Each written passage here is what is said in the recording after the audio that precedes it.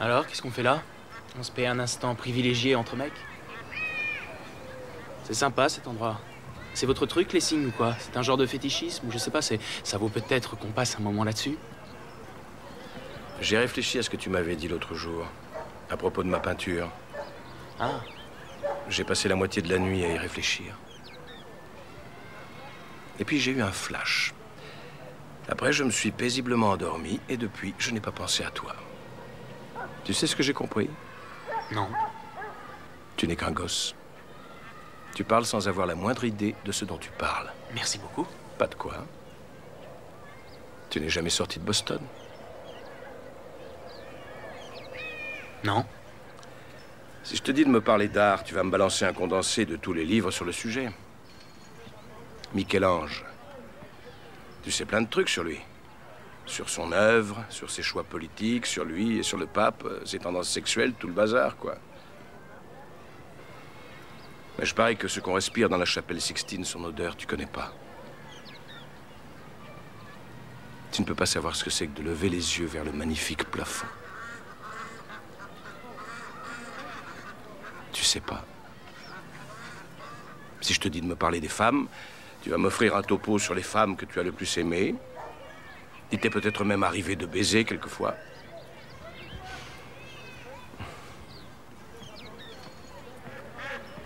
Mais tu ne sauras pas me décrire ce que c'est que de se réveiller près d'une femme et de te sentir vraiment heureux. Tu es un coriace. Si je te faisais parler de la guerre, c'est probablement tout Shakespeare que tu me citerais. Une fois de plus sur la brèche, mes amis. Mais tu n'as pas vécu la guerre. Tu n'as jamais tenu contre toi ton meilleur ami. Tu ne l'as pas vu halter jusqu'au dernier souffle avec un regard qui implore. Si je te fais parler d'amour, tu vas probablement me dire un sonnet. Mais tu n'as pas connu de femme devant qui tu t'es senti vulnérable. Une femme qui t'est étalée d'un simple regard.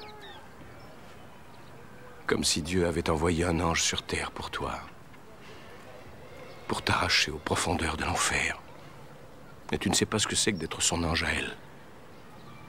Et de savoir que l'amour que tu as pour elle est éternel.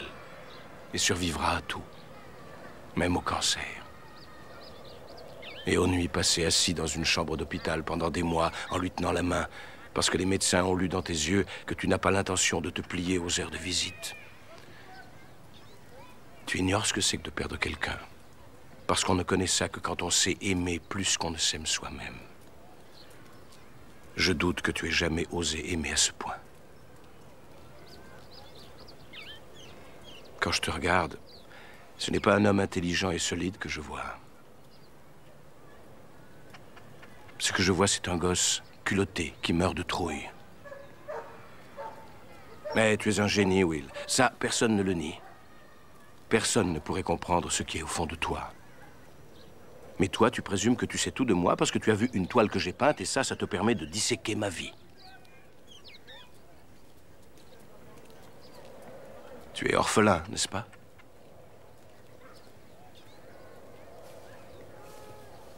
Tu crois que je sais quelque chose des difficultés que tu as rencontrées dans la vie, de ce que tu ressens, de ce que tu es, sous prétexte que j'ai lu Oliver Twist? Est-ce que ça suffit à te résumer? Personnellement, j'en ai vraiment rien à foutre de tout ça, parce que je vais te dire, moi, je n'ai rien à apprendre de toi que je ne lirai pas dans n'importe quel bouquin. À moins que tu veuilles me parler de toi, de qui tu es. Là, ça m'intéresse. Là, je suis à toi. Mais c'est pas ce que tu veux faire, hein, vieux? Tu as trop peur de ce que tu pourrais dire.